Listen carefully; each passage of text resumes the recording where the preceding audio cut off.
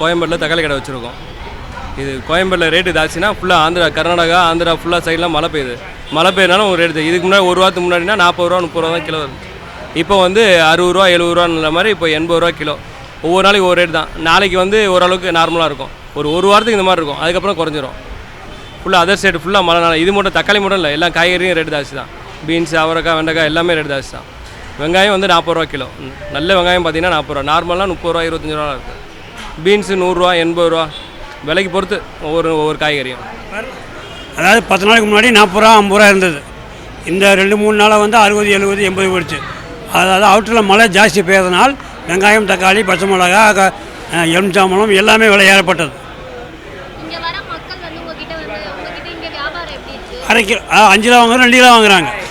2 kilo வாங்குறாங்க, 1 kilo வாங்குறாங்க. ஆனால் விலை ஜாஸ்தி, கட்டுப்படி ஆகாது. இன்னும் விலை குறையுமோ குறையாதோ அப்படின்னு நான் சொல்கிறேன். அதான் விலை காரணமே வேறு. வியாபாரம் கொஞ்சம் கம்மியாக தான் இருக்குது. அப்போ 5 கிலோ வாங்க 2 கிலோ வாங்கினாலும் வியாபாரம் கம்மியாகிடும் இல்லையா? அதனால் ஒருத்தர் அரை கிலோ போதுங்கிறாங்க, ஒருத்தர் 1 கிலோ போதுங்கிறாங்க. விலை ஜாஸ்தியாக இருக்குது. 100 ரூபா விற்கிறாங்க, 80 ரூபா விற்கிறாங்க. அப்படின்னால என்ன காரணம்? மழை தான் காரணம். அவுட்டரில் மழை ஜாஸ்தி பெய்யுது. அதனால் அனைத்து பொருளும் விலை கம்மி, விலை ஜாஸ்தி. தக்காளி மட்டும் விலை அதிகம் இல்லை, அனைத்து பொருளும். எலுமிச்சம்பழம் 300 ரூபா கிலோ, லெமன் 300 ரூபாய் கிலோ, காலிஃப்ளவர் 80 ரூபா. அதனால் முருங்கைக்காய் கிலோ 200 ரூபா.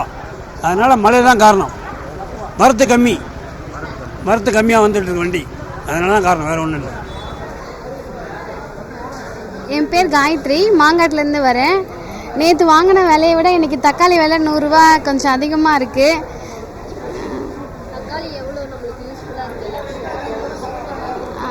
தக்காளி இல்லாமல் எதுவும் சமைக்க முடியாதுன்றதுனால தக்காளியை நம்ம வாங்காமல் இருக்கவும் முடியாது. ரேட் அதிகமாக இருக்கிறதுனால வழக்கமாக வாங்குறதை விட இப்போ கொஞ்சம் கம்மியாக வாங்கிட்டு போகிறோம்.